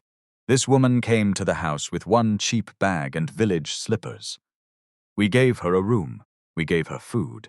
Now she is using our kindness to disgrace us before investors. Sade's hands became cold. Bola stepped forward, but Sade lifted one hand. She wanted to answer herself. Kemi continued. You were hired to wash plates, not to question executives. There it was, clean and naked. The thing many people believed but preferred to hide beneath polite words. Sade looked down at her notebook. Then she looked at the rows of shareholders, directors, workers, and journalists. Yes, Ma, she said. I washed the plates. The hall quieted. That was why I knew how many people ate in your house. I counted the diesel, because I was the one waking up at midnight, when the generator stopped. I knew which deliveries came, because I was the person opening the service gate. I knew which repairs did not happen, because I cleaned the rooms where the machines were still broken. Kemi's lips parted. Sade did not look away. You people called it small work because you never had to do it. A pen slipped from the board secretary's hand and struck the table. The sound traveled farther than applause would have. Sade held up the two taped halves of her certificate. Madam Kemi tore this in the boardroom and said an ordinary maid cannot audit billionaires. She was correct about one thing. I am not an auditor. I am still learning.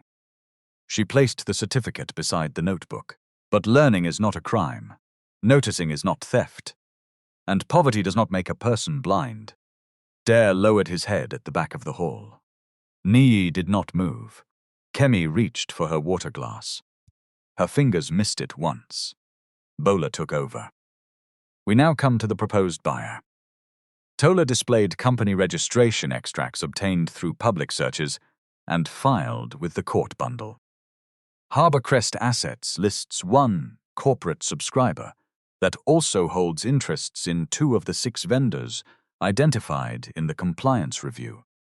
The beneficial ownership filing names a family trust administered by the same professional firm that manages property for Mr. Victor Coker's brother. Victor stood. That does not make me an owner. No, Tola said. It creates a related party question that should have been disclosed before a vote. Victor's lawyer objected. The board secretary called for a 5-minute recess. Nobody left. Shareholders crowded around printed copies. Phones appeared. Messages traveled through the hall faster than the air conditioning. At the back, workers passed pension statements forward. Dare approached the lectern carrying a brown envelope. When proceedings resumed, Bola requested permission for him to speak. Victor objected again. The board secretary allowed 3 minutes. Dare stood where Sade had stood. He wore his faded company shirt. My name is Dare Nwosu. I have driven for this company for 18 years. Every month, they remove pension from my salary. These statements show 4 months where the money did not enter. He held up the papers. I wrote letter. I took it to Oganiyi House. Madam Kemi sent it to finance. Nobody answered. Victor spoke. Pension remittances were delayed because of system reconciliation. They are recorded liabilities. Dare turned towards him. Sir, when rich man money delays, bank calls it default. When worker money delays, you people call it reconciliation. A voice from the employee section said, Tell them. The board secretary struck the table again. Dare continued. I am not saying Niyi stole it. I am saying the company removed it and did not send it. Somebody must answer. He returned to his seat. Bola displayed Kemi's purchase agreement. The day after notice of this meeting, Ms. Balogun offered Ms. Okoro 14,500,000 naira, 2 years' rent, and employment in exchange for her shares and silence. The document appeared on screen. Kemi pushed back her chair. That was a private settlement to protect the company from malicious publicity. Why purchase 3,700 supposedly meaningless shares for 14 million? A shareholder called. Kemi looked at Victor. Victor did not look back. Bola continued. The offer does not itself prove fraud.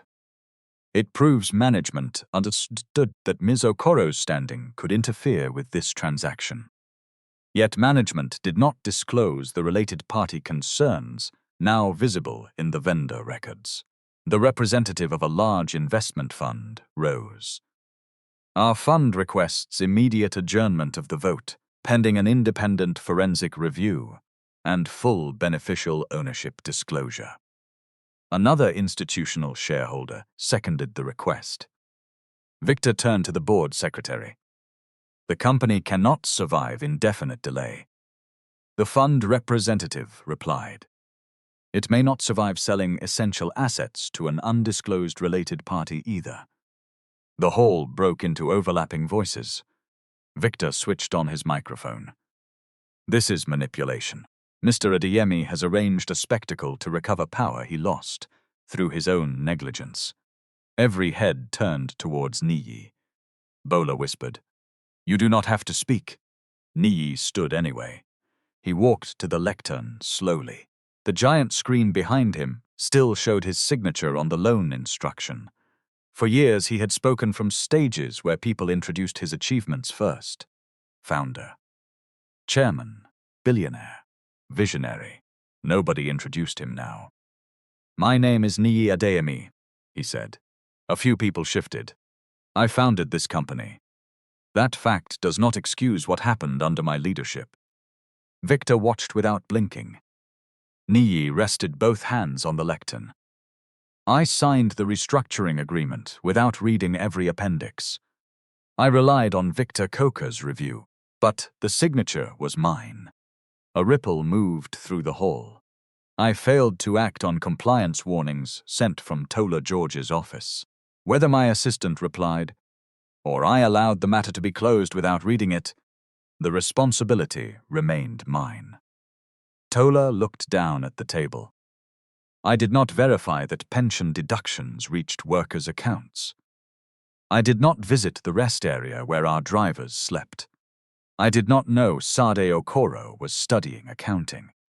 I did not know she had missed examinations because my household required her labor. Kemi turned towards him. Niyi, this is not relevant. He looked at her. It is relevant to me. Then he faced the hall again. I am not asking you to restore me as chairman today. I am asking you not to approve a sale before an independent audit tells us who benefits. Victor stood. You are admitting incompetence and still asking shareholders to trust you. No, Niyi said. I am asking them to trust evidence more than either of us. The words landed without decoration. The board secretary called an emergency closed consultation. Directors left the platform through a side door. Victor followed, speaking urgently into his phone. Kemi remained behind for several seconds, trapped beneath the eyes of the hall. Sade returned to her seat. Her knees had begun shaking now that she was no longer standing. Bola passed her water. You were clear, she said. Did I speak too much? No, I wanted to insult her back. I know, Sade drank. Part of me still wants to. That is allowed. Across the aisle, Niyi sat alone. He did not come to Sade. He did not thank her in front of cameras. For once, he understood that the moment did not belong to him. 38 minutes later, the board returned. The secretary read the resolution. The proposed sale vote was adjourned. Victor's authority to sign asset transfers was suspended pending review. An independent forensic audit would examine supplier relationships, pension remittances, and the loan payment diversion. All relevant electronic and physical records were to be preserved. The board would apply jointly for directions, extending the court protection for 30 days. A committee including one worker representative and one minority shareholder observer would oversee immediate payroll and cold store operations. The hall erupted. Not everybody cheered. Some shouted questions. Reporters rushed towards the exits to file stories. Workers at the back embraced Dare. One man lifted both hands and began praying aloud. Victor remained seated. His face had lost color. Kemi reached for him, but he moved his arm away. Security approached the platform, not to arrest anybody, but to collect company devices under the preservation order. Victor handed over his laptop after reading the instruction twice. Kemi refused to release her phone. The board counsel informed her that the company-owned device had to be surrendered. "This is my personal information," she said. The counsel held out his hand. "It is company property." The same words Kemi had used when searching Sade's room returned to her beneath the white lights. Her fingers tightened around the phone. Then she released it. As people left, Kemi came down from the platform and stopped in front of Sade. For one instant, neither woman spoke. Kemi looked at the taped certificate inside Sade's clear file. "You think you have won?" she asked. Sade zipped the file. "No, Ma. Then why are you looking at me like that?" "I am not looking at you in any special way." That answer hurt Kemi more than triumph would have. Sade walked past her through the main doors. Outside, cameras crowded the steps. The court later extended the temporary protection for 30 days. The forensic auditors received access to bank instructions, vendor files, payroll records, gate logs, email archives, and the copied devices. No handcuffs appeared that afternoon. No judge declared the case finished. The workers did not receive all their money by sunset. Reality moved more slowly than revenge. But for the first time in months, the doors were locked against the people trying to carry the company away. And the key was not in a billionaire's hand. 3 days later, Sade honored the police invitation. She arrived with Bola at 9:06 in the morning, carrying no handbag except a transparent document pouch. The officer asked why she had removed a payment acknowledgement from the house. Sade answered that Kemi had ordered the papers destroyed, that she kept one page because its figures conflicted with records made during her work, and that the original had later been taken from her searched bag. "Did Mr. Adeyemi instruct you to collect documents?" the officer asked. "No, sir." "Did he pay you to accuse Victor Coker?" "No, sir."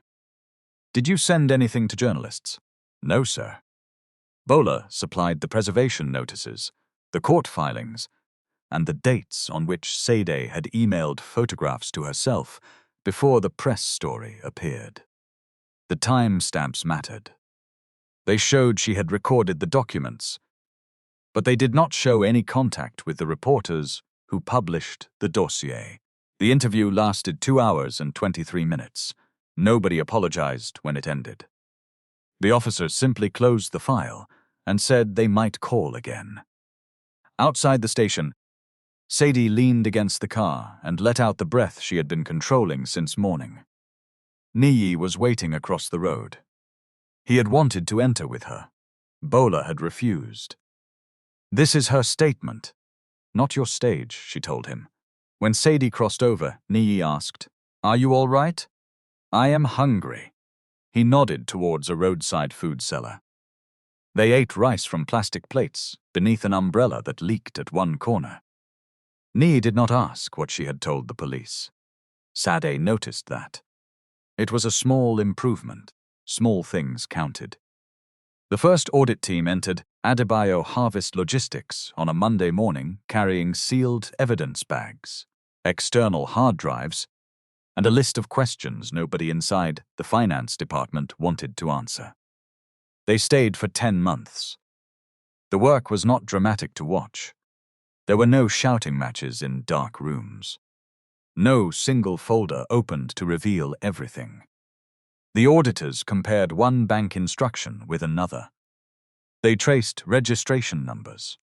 They checked who approved payments at 4:58 in the evening and who changed account details at 5:03. They matched tanker plates to gate cameras, maintenance invoices to equipment logs, pension deductions to remittance dates. Truth arrived in columns, one transaction at a time. Harbour Diesel and Components had received payments for deliveries that could not fit into the tanks named on the invoices. Two of its directors were nominees who had never visited the company's listed office. Its account transferred money within 48 hours to a consulting firm linked to Harbour Crest assets. 3 other suppliers followed the same path. The forensic team identified 67 questionable transactions worth more than 2 billion naira. Some were genuine purchases inflated by false quantities. Others were payments for equipment that did not exist. Several were split below approval thresholds, exactly as Tola had warned. The diverted loan repayment had not vanished by accident. A payment instruction prepared by Victor's office routed the money through the amended collection structure, then delayed reconciliation until the lender's default notice was triggered. Internal messages showed that Victor knew the protective rights would suspend Niyi's control and strengthen the case for an emergency asset sale. The proposed buyer, Harbour Crest Assets, was not directly registered in Victor's name. It did not need to be. Beneficial ownership records, trust documents, and payment trails connected the buyer to a family arrangement administered for people close to him. The 3 cold stores would have been acquired at a discount, stripped of debt, and later leased back to Adebayo Harvest Logistics. The company would have paid rent on buildings it once owned. Victor would have called it restructuring. Workers would have called it what it was. The pension review found that deductions had been taken from employees on time, but several remittances were delayed to cover operating gaps and conceal cash shortages. Not every delay was part of Victor's theft. Some came from poor management, careless reconciliation, and decisions made during the expansion years. That distinction mattered. It also did not return the missing muttons to Dare's account. Kemi's name appeared in the audit through a communications company owned by a former schoolmate. The firm received payments for campaigns never delivered. Part of the money funded apartment rent, travel, and event expenses. Messages recovered from her company. Phone showed she knew about the planned suspension before the board meeting. They also showed Victor telling her to locate and destroy residence records, carrying old contract codes. One message was sent at 9:43, on the night she brought the black bag into the kitchen. Delete all old domestic fuel papers. Do not leave anything with staff. Kemi had replied with one word, done. But it had not been done. Sade's notebook remained. When investigators invited Victor for questioning, he arrived with 3 lawyers and a statement denying personal benefit. He said the supplementar structure had been designed for operational flexibility. He said the loan default was caused by market pressure. He said the messages were taken out of context. Then the bank records arrived. His explanations became shorter. Criminal charges followed for fraud, false accounting, and conspiracy connected to the vendor scheme. The court proceedings continued beyond the company's internal recovery, because Real Zul cases did not finish in one afternoon. Some assets linked to the disputed transactions were preserved pending judgment. Victor lost his executive position and was barred by the company from holding any management role. Later orders required the return of funds and property shown to have come from the scheme. He did not fall because a crowd cursed him. He fell beneath documents carrying his own approvals. Kemi agreed to cooperate with investigators after the recovered messages contradicted her first statement.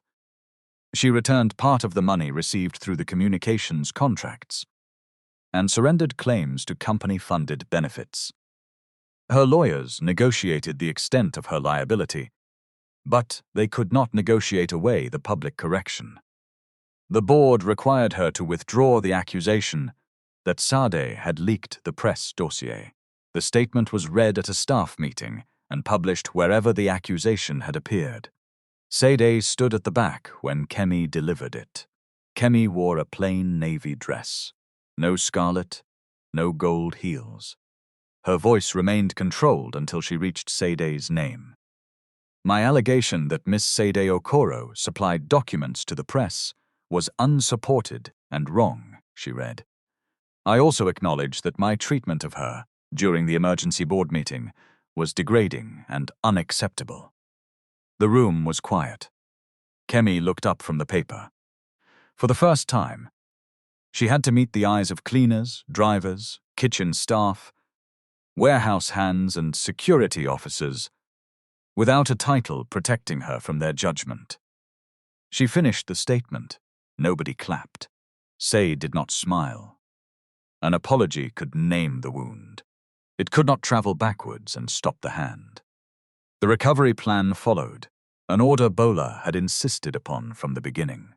Outstanding wages came first, then pension remittances, then payments owed to small farmers, transport contractors, and suppliers who had delivered real goods. After that came money required to restart full cold store operations and repair the refrigeration systems. Bank obligations were renegotiated under independent oversight. Only after those items would the board consider restoring executive benefits, private accommodation allowances, or distributions to major shareholders. Niyi signed the order.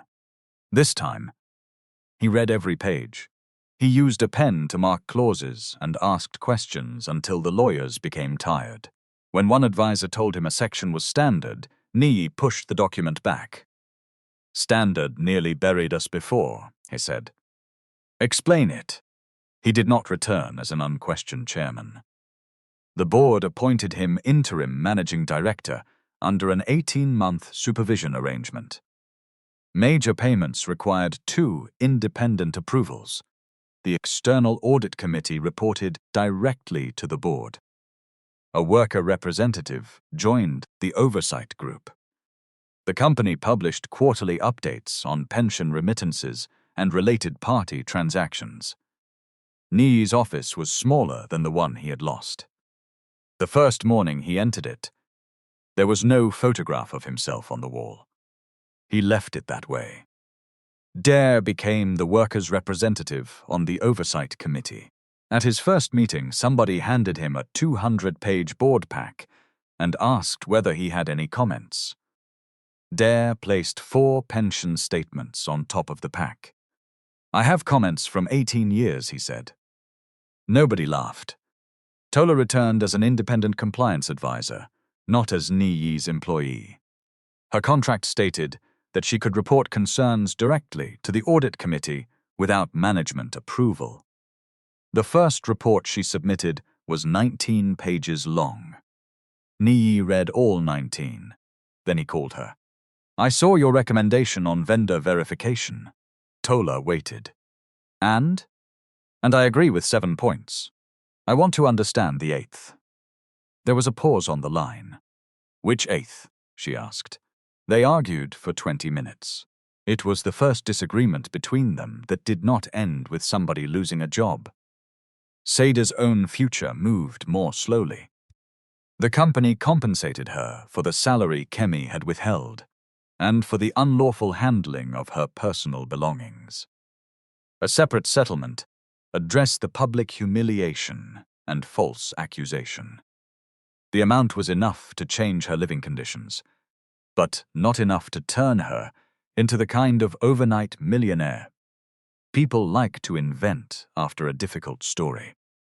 She moved her aunt into a clean 2-bedroom flat where the kitchen had a door and the toilet flushed without negotiation. She paid the remainder of her course fees. Then she sat for the examination she had missed twice. On the morning of the exam, Niyi sent a message. "Good luck, Sade." He did not add that the company believed in her. He did not call her family. He did not turn her effort into his kindness. She replied with 2 words. "Thank you." When the results came, Sade passed. She did not become chief financial officer. She did not walk into the boardroom the next day and begin commanding people with university degrees and 20 years of experience. That would have been another form of disrespect. Using a poor woman as decoration, then calling the decoration empowerment. Sade joined the Internal Control Department as a paid trainee. She learned spreadsheet systems, sampling methods, document retention, vendor checks, and how to write findings without accusing people beyond the evidence. She made mistakes. Once, she entered a supplier number in the wrong column and spent half a day correcting it. Her supervisor did not call her useless. He showed her where the control had failed. After 12 months, she became an audit assistant. She kept her 3,700 shares. Their value rose and fell with the company, as shares do. She did not treat them like a miracle. She treated them like a voice that required attention. Niyi once asked to buy her a house. They were standing outside the restored Apapa cold store, where new digital fuel meters had been installed. The afternoon sun flashed against the stainless steel tanks. "You should not still be paying rent after what you did," he said, looked at him. "I pay rent because I live in another person's house. That one is normal. I owe you more than compensation. You owe many people, I know. Then do not use one big gift to make yourself feel the debt has finished." Niyi folded his arms. "What do you want?" Sade pointed towards the loading yard. A cleaner was leaving the afternoon shift with a textbook beneath her arm. 2 drivers sat beside the security post, watching a lesson on one phone. "People are studying after work," Sade said. "Some miss exams because supervisors refuse leave. Some cannot pay fees. Some do not even know the employee share plan exists." Niyi followed her eyes. "You want a training fund? I want paid examination leave, course support, proper information. And no person should need to beg a fiancé in a private house for permission to improve herself." He nodded slowly. "We can name it after you." "No, why?" "Because the next person should not need to become famous before the company respects her." The program became the Second Shift Learning Fund. It paid part of approved course fees for cleaners, drivers, warehouse staff, guards, kitchen workers, and junior office employees. It provided 3 paid examination days each year. It offered basic financial literacy sessions on pensions, payroll deductions, and employee shares. Dare attended the first session and asked so many questions that the instructor extended the class by 40 minutes. "I have signed papers since before some of you were born," he said. "Today, I want to know what I was signing." The room laughed. This time, the laughter did not cut anybody down.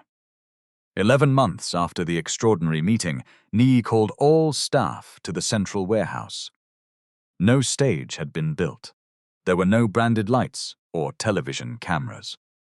Workers stood between stacked crates while the refrigeration units hummed behind them. Niyi took a microphone. He had prepared a speech. Then he folded it. "Tola George sent warnings," he said. "I did not read them." Tola stood near the front with her arms crossed. "Dare Nwosu brought a pension complaint to my house. I did not receive it, Because I built a system where people around me decided what I should see. Dare looked at the floor. Sade Okoro asked for time to write examinations. My household refused her, and I never knew because I did not ask how the people working around me were living. Niyi's grip shifted on the microphone. I used to think paying salary on time meant I was a good employer. Salary is an obligation. It is not respect by itself. The warehouse remained still. I cannot correct those failures by calling them mistakes made by the company. I made decisions. I ignored things. I signed. I benefited from a system that kept difficulty far from my door. He looked towards the workers. I am sorry. No music rose. Nobody rushed forward to embrace him. Some people nodded. Some did not. One driver kept his arms folded throughout. Niyi handed the microphone back. The work continued. That was how trust returned, not like rain flooding a road, but like water collected in a bucket. Slowly, with attention, easily spilled.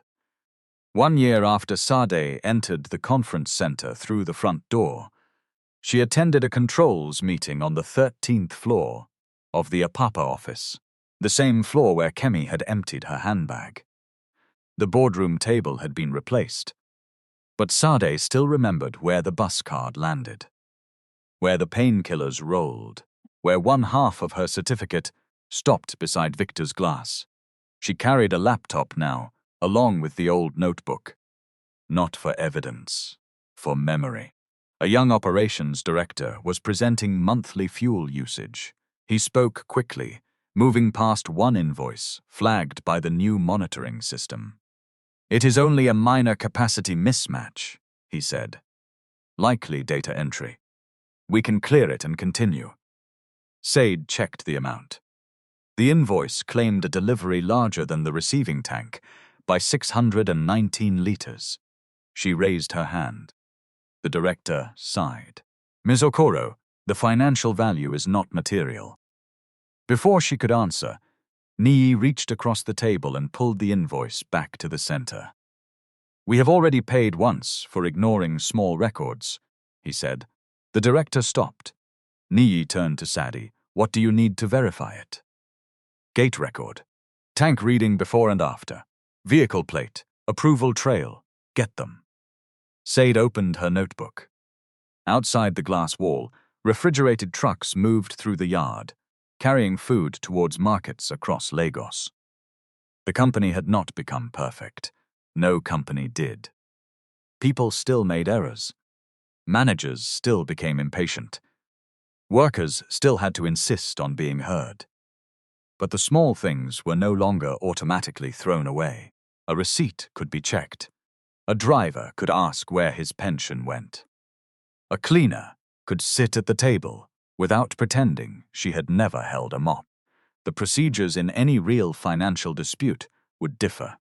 Courts, regulators, employers, and evidence would never move in exactly the same way. But one part would remain simple enough for anybody to understand. A person's job title does not measure the size of that person's mind. And when a system survives by refusing to see the people at the bottom, the smallest record in the smallest hand may become the one thing strong enough to stop it. Sade drew a line beneath the invoice number. Then she began asking questions.